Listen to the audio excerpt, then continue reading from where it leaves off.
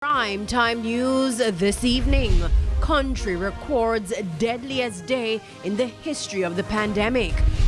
Questions raised about why the Prime Minister and Health Minister have not taken the COVID-19 vaccine. And health officials address concerns about vaccine side effects.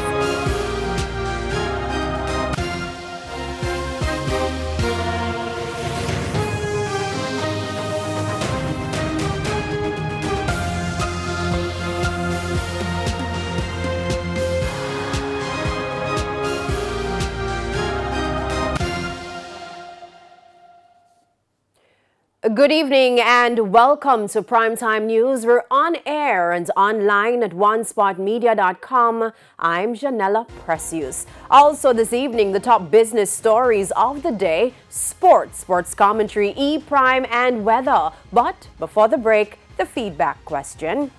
And this evening we're asking, what are your views on the opposition spokesman on finance's budget presentation? You can share comments online, facebook.com/television Jamaica, and tweet us at Television Jam. Stay with us. The Primetime News returns after this break.